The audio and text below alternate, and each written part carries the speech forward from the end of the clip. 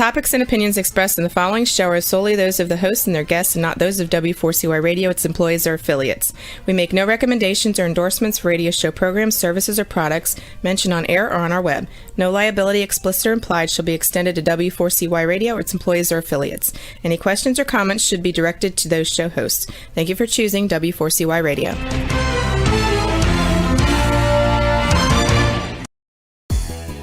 Welcome back, everyone, to the Geeks, Geezers, and Googlization Show, the home of Googlization Nation, where we talk with HR and business thought leaders about the crazy shift going on in the world of business, technology, and HR. Here's your host, Ira Wolfe, and co-host, Joyce Joya.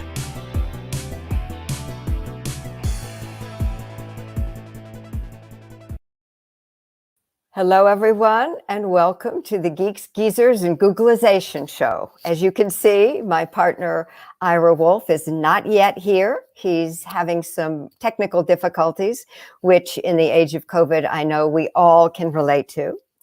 I want to welcome you to the show today and let you know that we're going to have some fantastic guests. We have first, in our first segment, Tony Carnesi and Brian Gorman, who are going to be talking about the 4-day work week. And in our second segment, we have Kim Betty, who's going to talk about the intersection of diversity and emotional intelligence. That should be a very lively conversation. In fact, both of them should be. And I've learned so much in preparing for this show, especially when I had conversations with Tony and Brian, because a long time ago, we used to talk about the 4-day work week. And when we did, it was like this very long off thing that was going to come like in the next millennium. Well, guess what? The future is here today. And Tony and Brian are here today to talk with us, among other things, about the 4-day work week. Welcome, Tony and Brian.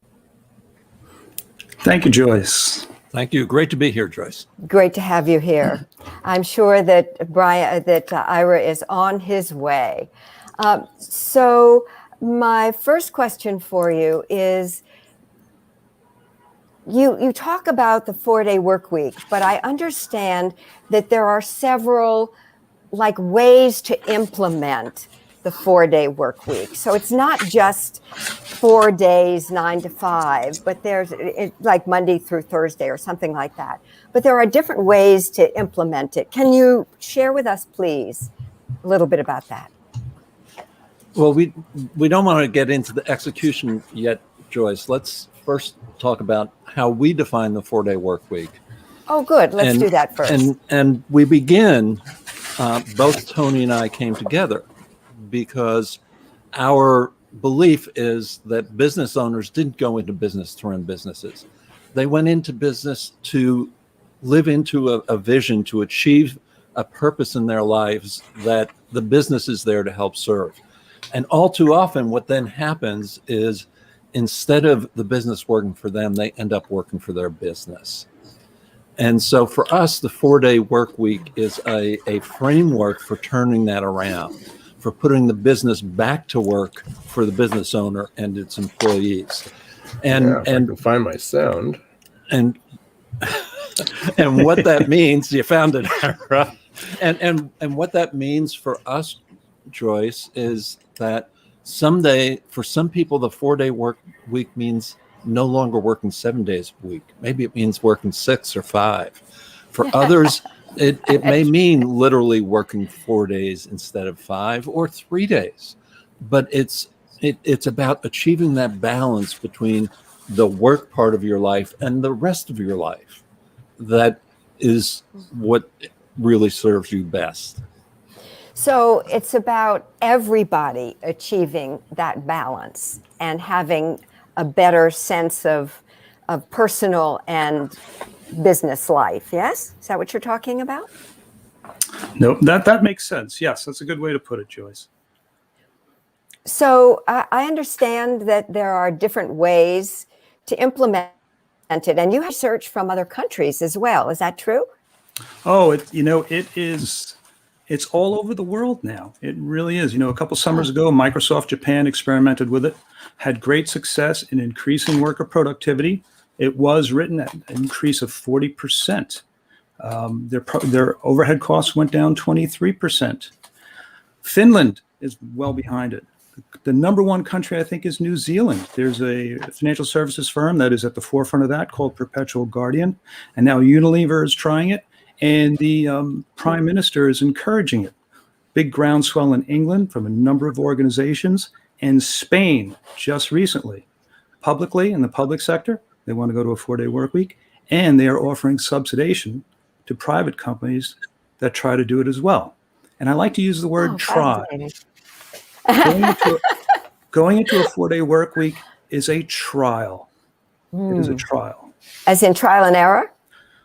There will always be errors, and if you really want it, you will work your hardest to make it happen. And Okay. that's what it's about. Welcome, Ira. We're so Hello, glad Ira. to see you, my friend. Welcoming to my own party, right? So my computer, my webcam decided to have Zoom fatigue, but it wouldn't connect. So That's why it's got to work only 4 days a week, Ira. might have worn it out. So thank you, Joyce, for starting the show, and good to see you, Tony and Brian. Appreciate it. I'll let you continue so I don't interrupt the flow. Oh, okay. So well, wait a minute. Let's go back to the second half of my other question, which is that there are different iterations of it. There are 3 and 2 or different hours or whatever. So share with us a little bit about that. The shape that the 4-day work week takes in the model that we're bringing to the market is the shape that best fits this organization. It's unique to the company. So first of all, not every organization can achieve this. If you've got a little family store that runs 24/7 and it's just staffed by the family, you may not be able to do the 4-day work week. But the answer is what works for your business, what works for your employees, what works for you as the business owner. Joyce, when you and I were talking in preparation for this, one of the things that Tony and I talk about is that very often employers look to achieve what they are there to achieve with no clue as to what is driving their employees. We assume if we pay them, they'll do the work. If you can just step back and ask your employees, why do you come to work in the morning? What feeds your soul? What makes your heart sing? And if you can bring that into alignment with what you're trying to achieve in business, and even asking that question of prospective employees, and bring your employees' passions into alignment with your passion and what you're trying to achieve in business, already you have increased your productivity significantly and reduced your turnover even more. Yeah, there's a question that I love to ask, which is what's most important to you in working with us? And sadly, it wasn't original. I stole it from, or I borrowed it from Tony Robbins, but it's I think it's a very, very valuable question, and it helps us to find out where people are coming from, right? Yeah. If I may, my favorite radio station is WIIFM. What's in it for me? And a number of the organizations that have brought the 4-day work week into their realm, into their existence, is because employees were burnt out and they wanted something else. And in one trial in particular, a company in Germany, he said, everybody is stressed out during COVID. We're working longer hours. Our products became more in demand. Everybody take off Friday half the day. The response was so amazing. He said his productivity rose so significantly. That's when he made the decision to decide, and this is upwards of 1,000 employees in a company. This is a multinational company. And he decided to go for the 4-day work week because people were so much more productive. And Tony, did he go for 4 or did he go for 4.5? He started at 4.5, and that's why it's a trial. He said, and that's where we really encourage people, if you're going for the 4-day, don't be scared by the number, because there are so many business owners who are going to have resistance to saying, oh, we can't be working 4 days a week. It's a trial. And he tried a half a day off. And he says, wow, he was so overwhelmed. They were so overwhelmed. Management was so overwhelmed by the returns that they got off that half a day. They went for it. Tony, it's interesting, or both of you, it's interesting you bring up the company in Germany. Because last week we had Thomas Michael Hogue on, and he's worked with a lot of German companies, and his comment was that a 4-day work week was not the solution to employee burnout and employee problems. And he based it on, so he took the German companies and some of those German studies and looked at it differently. So the question is, obviously they're not obviously, but there could be a reason to have a 4-day work week. But if companies if that's the only thing they're doing to eliminate burnout and well-being, then is that enough? That's one question. And the second is, where does this fit into a remote day work week? Because I've done this before we went on. I mean, this before my computer decided to reboot. There was this thing about how many people are leaving, was it Morgan Stanley or Goldman Sachs, that there's this exodus of people leaving. And in a company like that, I'm not sure, many of them were working remote, which means we're working 7-day work weeks. So let me jump in and Tony, join me on this. First of all, only changing the work schedule, it can do something. It's not going to do everything. So there's a whole lot more there in how we work with clients to boost productivity, to eliminate unnecessary activity, to really raise employee morale and satisfaction. Tony, do you want to jump in on that? I listened to that broadcast with Tom Hogue, and what struck out at me was he was going into the steps that need to be taken besides the 4-day work week. And I will guarantee you those steps that he started to talk about, which he didn't get into too in depth, are exactly what you do to bring about the 4-day work week. It's about finding out what people's passions are. It's getting rid of the inefficiencies. It's picking, I'm sure if we were to dig in with Tom, a lot of the things that what we want to bring into the 4-day work week to create is what he was leaning towards. And again, it's not right for everyone. Well, it's interesting after the conversation. Sorry, Brian, but after the conversation, I got because I was contacted by his press PR company. That's how I got connected. They changed the message, and it wasn't about the 4-day work week. It was about well-being. There you go. So, and for me, and well-being is really at the heart of how you address the work-life, work from home kind of thing that you raised, Ira. Do a lot of coaching with people who are working from home, and their work pattern has changed. And sometimes it's just something as simple as I had one client who discovered if he put his suit on before he went into his home office, he could separate work and life a lot better. And I would just be uncomfortable all day. And he was a Wall Street lawyer. He can help himself. He's a Wall Street lawyer. Or someone who used to listen to podcasts on their way to work, and now they get up from the breakfast table and walk into the home office. Mm-hmm. Instead now they get up from the breakfast table and go listen to the podcast. Yeah, and then go to the home office. Yeah, so that's interesting because of even small things you can do to create that psychological boundary, if you will, between work and home. Yeah. The response was it a week ago, maybe 2 weeks ago? It all blurs together.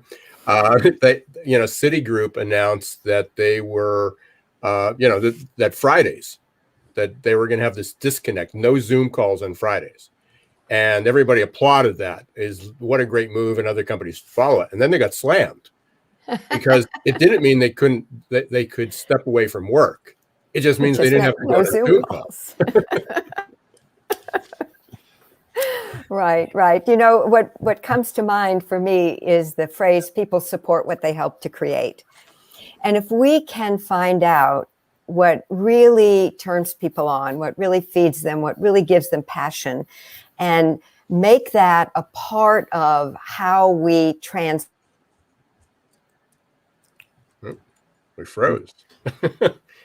Joyce froze. Yeah. So I think Joyce, you froze a little bit, but I think we'll finish your sentence for you. I think it was about how do you transform the organization? What does that look like? How do you get the people engaged, the employees engaged in helping create that transformation rather than delivering the transformation? And here's what we're going to do for you. So Tony and I are yin and yang. We're very different in a lot of ways. My background is in organizational change management, and what you're talking about, Joyce, what you're talking about, Ira, is absolutely correct.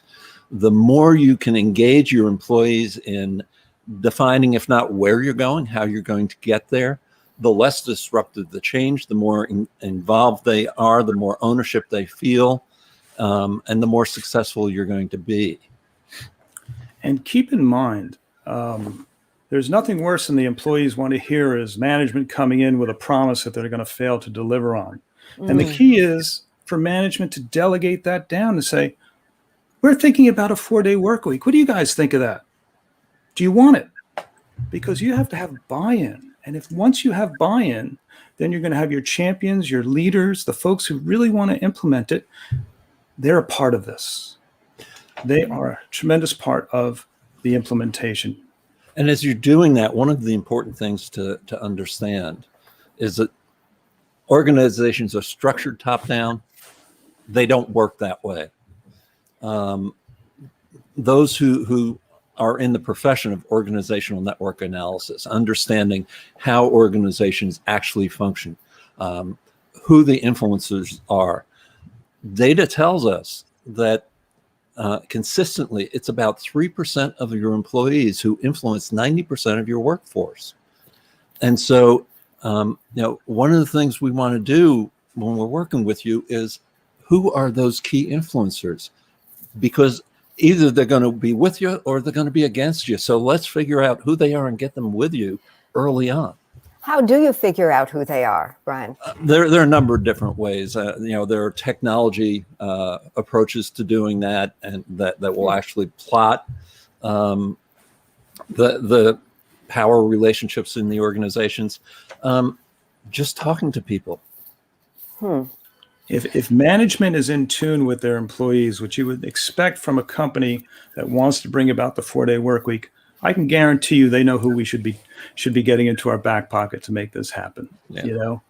So let me be the devil's advocate, because I'm good at that. Good. So bring it on, baby.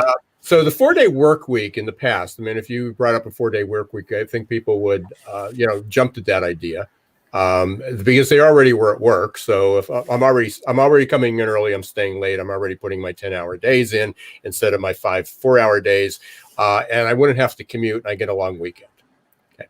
In the remote work world, and then especially in the hybrid world, is that we're going to have a 4-day work week, and somebody says, but I can't really be there 10 hours a day, or I can't be online 10 hours a day on Thursdays because I have to take my kids to school. I have caregiving. I've got other opportunities. So the whole idea of even a 4-day work week, 4 10-hour days, whether it's Tuesday through Friday or Monday through Thursday, or you take the middle of the week off, you break it up, whatever that is now not going to work for a lot of people. It also doesn't have those benefits of, I'm at work, I might as well just spend 2 hours longer, and then I get Friday off.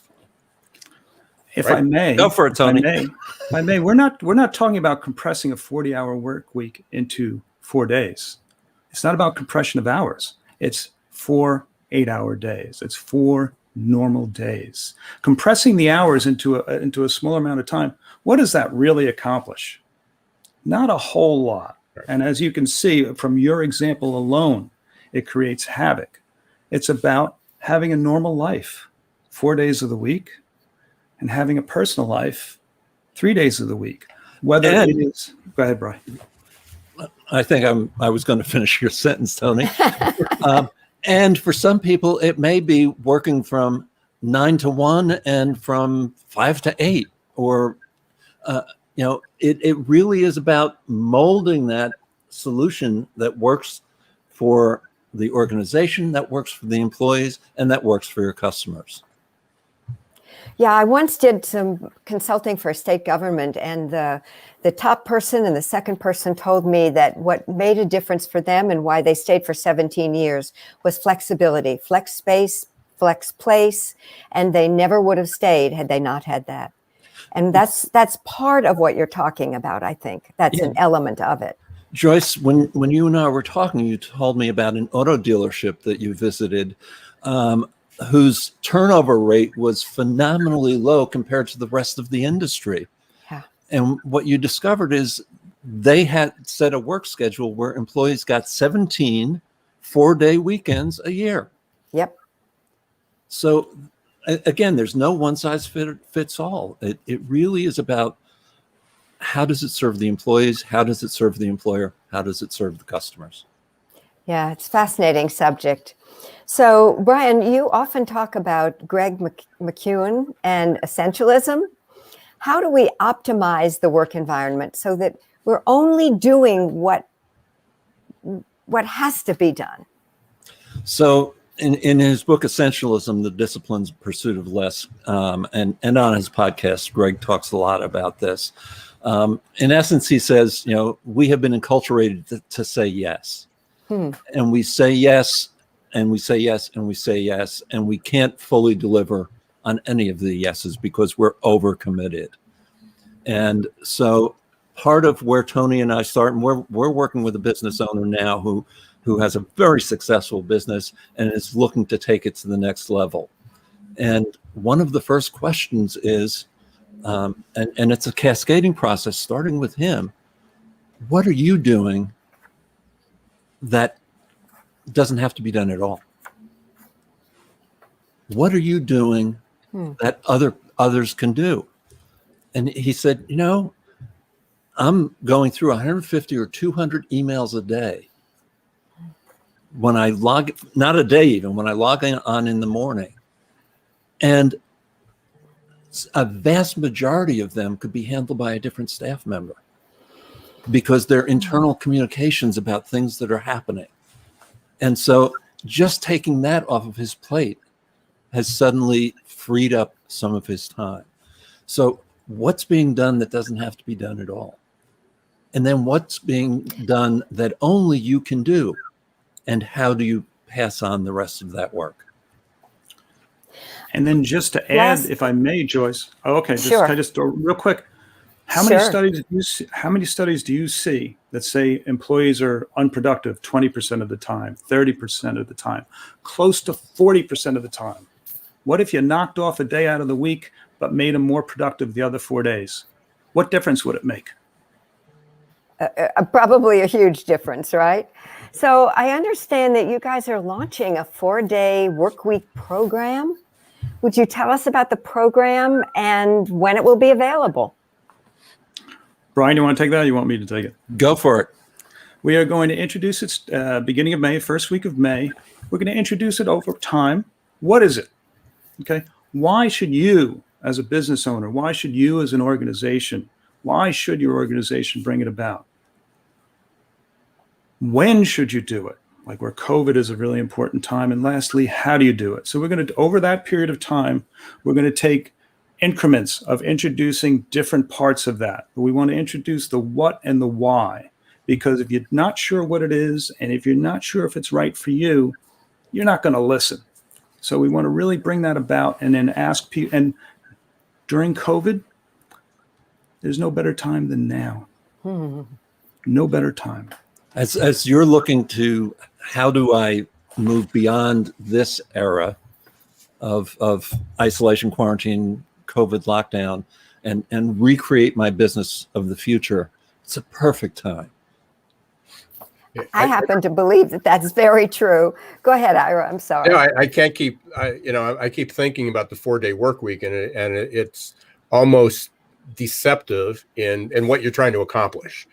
And I talk about a lot about, and Joyce does as well, reimagining your future. And it's always reimagining the work week. And we talk about that. What does that look like coming back? Because it's certainly not going to be a 5-day, 8 to 5, work day in most businesses. And people, it's going to be tough to tell people, no, we don't have sick days. You have to be here. Or even if you are sick, I think that the whole dynamics used to be, it was a badge of honor to come to work when you were sick. Now you're going to get checked at the door and told to go home. Or everybody else is going to go home because you're sick and they don't want to be around you, because which is a good thing. We shouldn't have allowed that in the past. Even if it was only the flu or a common cold, that wasn't the smartest thing to allow people to do, to come to work sick. This is absolutely about reimagining your future, and that's where we start. Great. So how do people get a hold of you guys? Well, we are our podcast is called It's Doobie Time. And just for everybody to know, when times do get tough in business, it's Doobie Time. And we're also at www.beassociates.com. That's where you can find out more about the 4-day work week, as well as sign up on our podcasts. It's Doobie Time. Or you can email us. I am Brian. I am the executive coach, half of the team. And my email is brian@do-bassociates.com. And Tony? Tony@doobieassociates.com. I'm the do side of the equation. Well, thank you both, Mr. Do and Mr. B, for being here. Thank you. It's been just terrific having you. Thank you. Enjoyed it. Great to see you guys. Yeah, it's great to see you guys. Amazing, and a great topic. Certainly, whatever we call it. I think the four of us are aligned that companies need to rethink, reimagine, and the 4-day work week is certainly a starting point. So appreciate you guys being here. Stay safe, and hope the year goes very well for you and your clients. Thank you. You too. Thank you. It was a great time. Thanks. Yep. Thank you. Enjoyed this. Bye. And thank you, Joyce, for stepping in there. I know I was watching. What was the show the other night? I guess it might have been Rachel Maddow. It was Rachel Maddow. Yeah, but I know we actually. I usually don't watch her whole show. Maybe the beginning, but I watch Brian Williams at night, and I know they had a problem a few weeks ago. So now we know what it feels like. But yeah, I don't know if it was Zoom fatigue, because I was on a couple calls this morning, and I think it's switching different platforms. But my webcam got stuck in there. So, so in one of the programs, it just wouldn't release it from that program without shutting the whole computer down. But appreciate the opportunity to be there. A couple things I don't think you probably announced, but next, few weeks ago, we had that adaptability summit. And from that, from people, they wanted to know what's next. We scheduled one for next Tuesday, April 13th. And we're going to be everybody who participated either in that last one, not everybody, but if they wanted to participate in the last one, or they wanted to take the AQAI, the assessment, find out a little bit more about how they compare to other people. So we have a webinar coming up next Tuesday. There's still some open slots. It's going to be a small group because we want to be able to do one-on-one. But everybody who participates will complete the assessment, and then we're going to debrief it. We're going to go through it, have a conversation, answer questions. So you can go to it's bit.ly/ there it is, AQ 41321. It's 41321 is the date. So you can go up online and register for that. Hope to see you there. And again, we want to thank everybody for being part of Googlization Nation and for being listeners to the Geeks Geezers and Googlization Show. I appreciate you being here. And if you sign up for Googlization Nation, you'll get my weekly update. We talk about what was on this show, what was on last week's show, and other events that are coming up. And we're looking at different ways to grow. So if you have a suggestion, if you'd like to see something included, please let us know, and we'll be happy to do that. And of course, Joyce, I saw you're right before the air. We got the Herman Trendler came out. Yes. And talked about adolescent Sleep deprivation. Deprivation. Yeah, that's always been a problem, but even worse today, post-pandemic. So we've always talked about kids not getting enough sleep and going to school tired. But it's now they're on the same schedule as we are. It's Blur's Day. And very long. We've got a great guest coming up, so I hope you stay tuned. We got Kim Betty. We're going to be talking about diversity intelligence or emotional the convergence of emotional intelligence and diversity. So really excited about doing that. Thanks again for listening to Geeks, Geezers, and Googlization. And thank you for our sponsors, Ngomu and Success Performance Solutions. You're going to hear from them right now, and we'll be back in about 2 minutes. Imagine growing great employees and advancing emerging leaders for less than $1 a day. The Ngomu app will support your employees in a myriad of ways, from career and personal development to health and wellness. No need to schedule and hold trainings. Just have them access over 90 coaches for live virtual group and one-on-one coaching for whatever topic they need or want to work on. Anytime, anywhere. Learn more at ngomu.com today. For many people, the bridge to the new normal is too far, too difficult, too scary.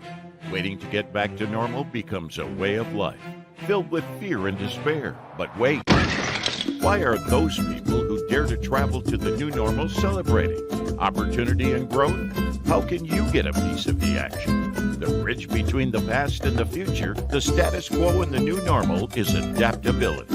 You have a choice. Which side of the future do you want to land on? Will it be coping and surviving or growing and thriving? Adaptability quotient is the new competitive edge.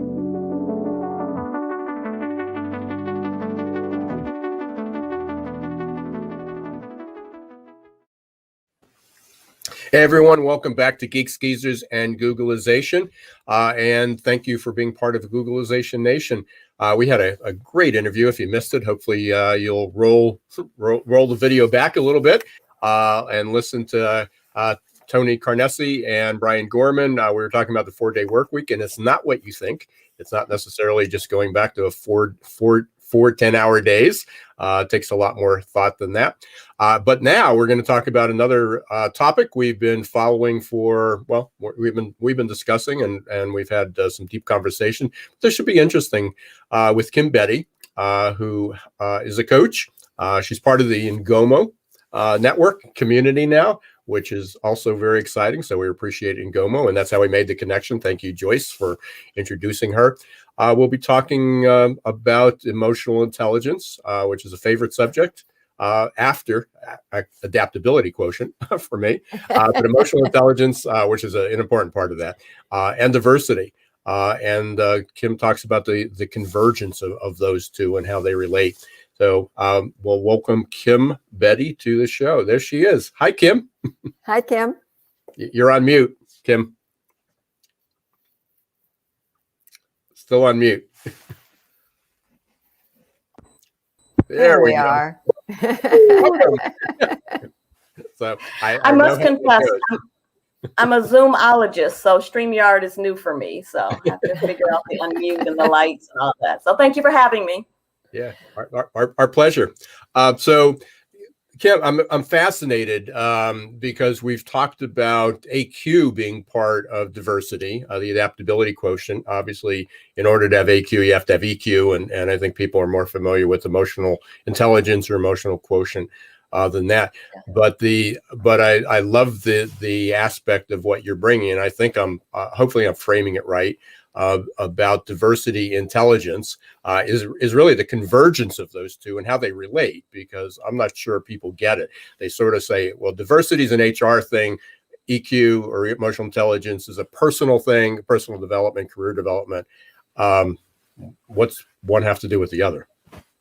Yeah, I love that. And thanks again, Joyce, for inviting me. And so wonderful to officially meet you, Ira. I've seen you on your show, and to your entire community. And thanks for that. I love even looking at it from the adaptability quotient, because it really is all connected. And I didn't think of that when you really look at the adaptability of something that we're familiar with, like emotional intelligence, and how you have to have a certain amount of flexibility to really integrate in this big topic that's blowing up in our faces called really diversity inclusion, you know, and we have to adapt. And so the way that I see it is through the lens of emotional intelligence, which has already been proven to be effective. It's the soft skills. Look, it's HR professionals. We spend our whole life attempting to prove to the business professionals that soft skills matters. And so emotional intelligence, we've already done that work.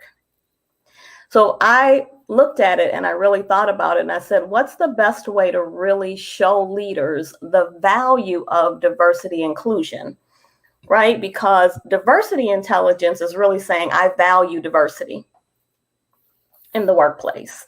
We know that you can't have the value of diversity unless you have inclusion. You can bring a variety of people with diversity of thought, and if you don't include them, pull them to the table, get them to speak up, talk about what they think, talk about what they feel, why they do, then there is no value.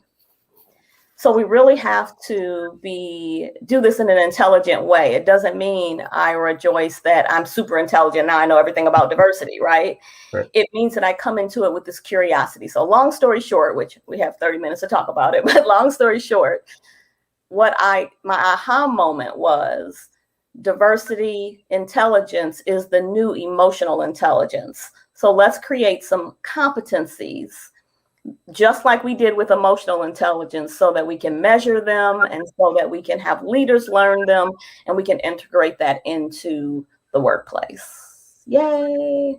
So what are some of those competencies? You know, I'm sure you've either identified those or are giving a lot of thought to that. I've been in the lab, you know, like Steve Jobs. I've been in my garage thinking about that. And let's back up a little bit. And I can't wait to find out what you talk about, the AQ, you know, and the competencies related to that. When you think about emotional intelligence, we're talking about really, look, I'm going to use this word. I'm going to share from my diversity, from Ice Cube's rap song, "You Better Check Yourself Before You Wreck Yourself." Okay. I literally teach people this, right? I have them going, you better check yourself before you wreck yourself. I'm like, yes, you know, Coach KB says that. And it's really about, before you have a conversation with someone, engage someone, you have to check yourself first. And if you think about any training on communication, it's really about framing yourself. So when you look at emotional intelligence, you have self-awareness, and you also have self-management. And then you have social awareness, aware of other people and their hot buttons, and then relationship management, AKA check yourself before you wreck yourself, right? Now, when you look at diversity intelligence, valuing diversity and really inclusion, we have to look at it from the perspective of the diversity dimensions. So, you know, I am Black. I actually recently, Joyce knows this, the reason why this all came to be is I discovered, Ira, my great-great-grandfather's slave narrative. Okay.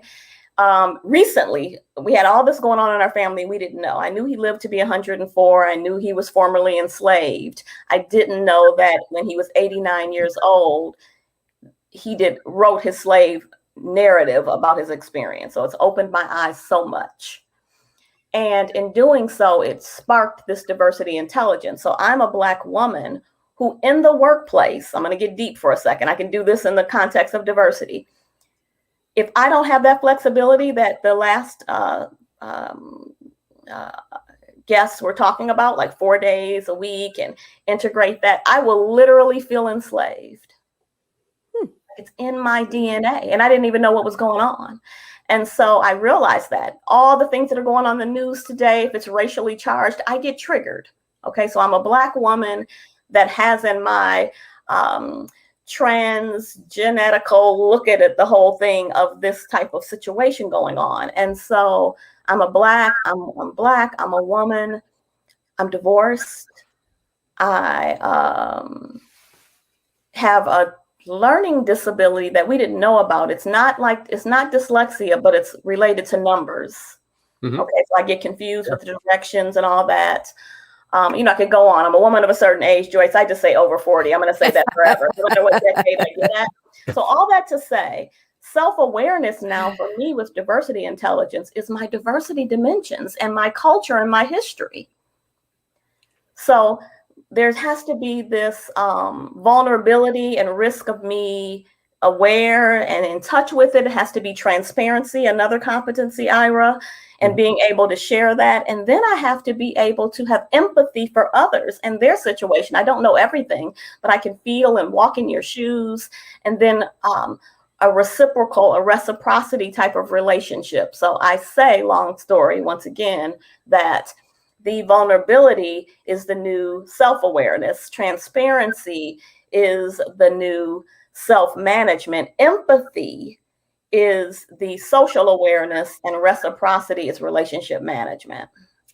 I don't know if you watch New Amsterdam, but if watch it, my favorite show. Watch last night's show if you haven't seen it, because there's this awareness. It's like, you mean that physician, even you, the top surgeon, gets, because you're black, gets paid 35% less than the white surgeons, but they're standing in the hallway and he's talking to one of the employees of, what can I do? What can I do?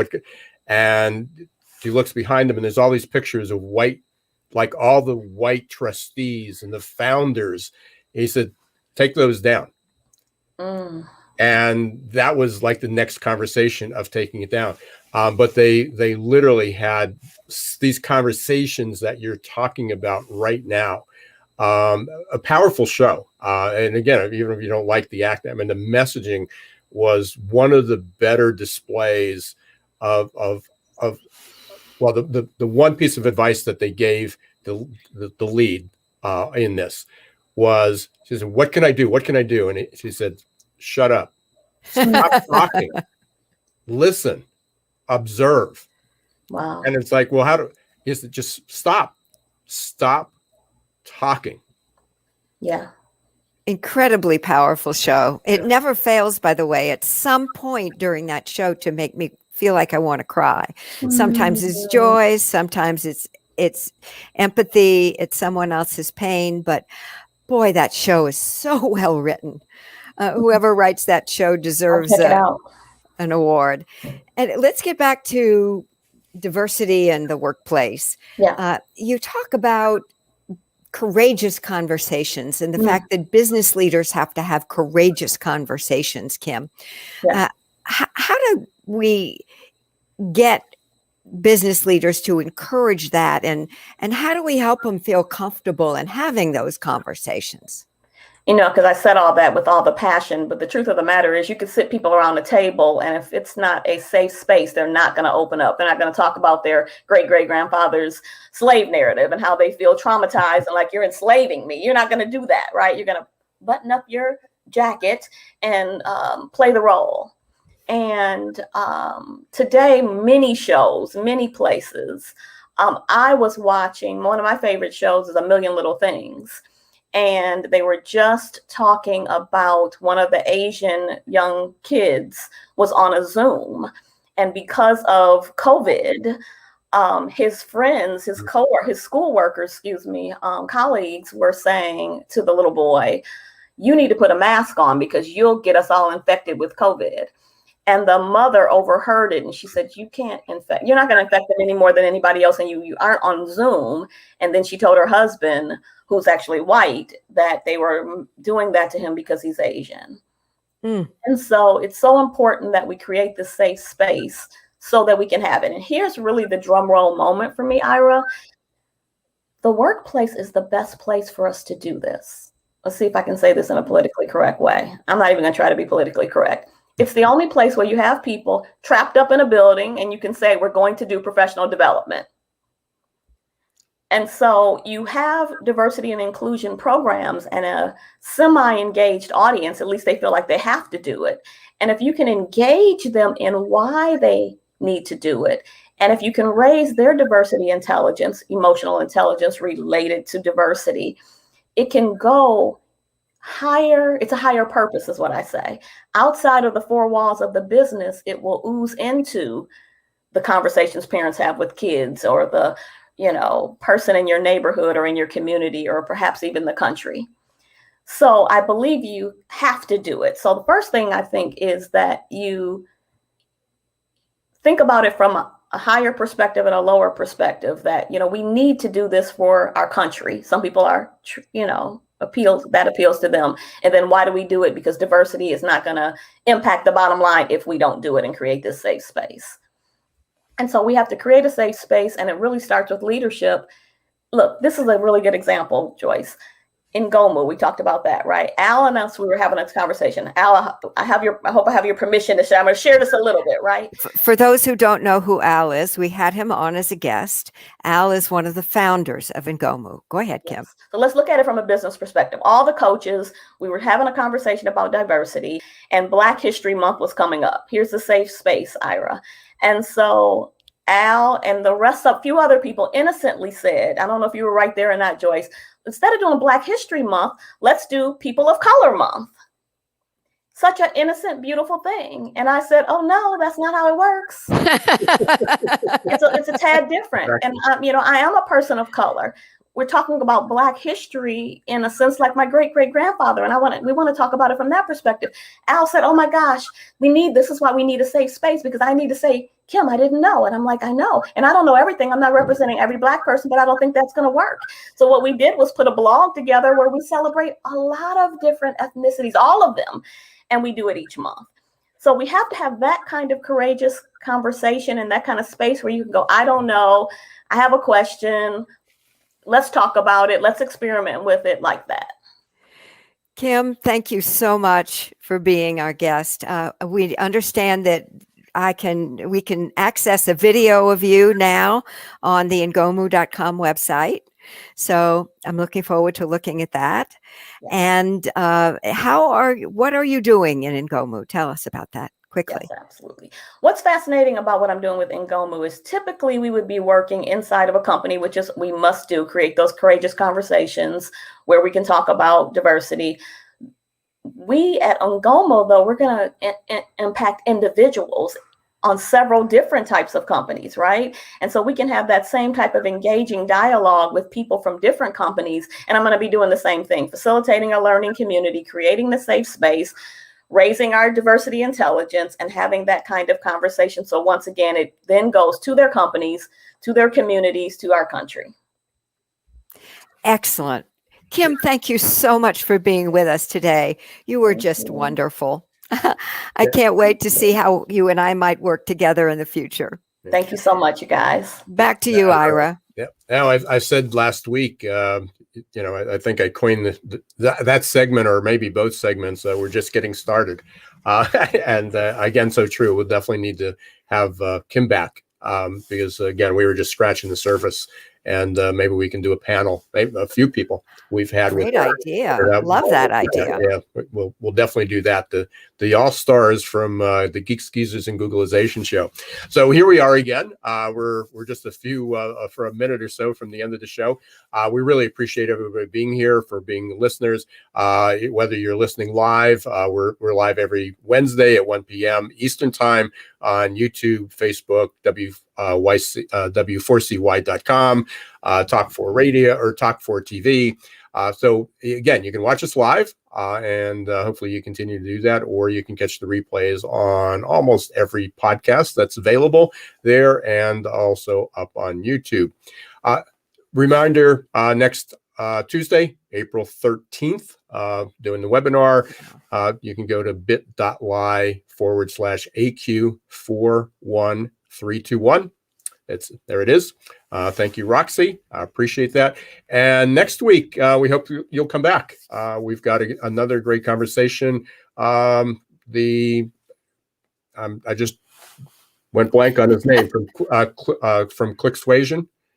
Oh, Mike Barbera. Mike Barbera, yeah. Yes, it's going to be terrific. We're going to have a conversation. Yeah, absolutely. And I believe our second one, we're going to have Mike Spramuli back. Need to confirm that, and talking about some tech tips he's going through an interesting experience and some things he's learned. So again, thank you very much for listening to and watching Geeks Geezers and Googlization. Until next week, don't let the shift hit your plans.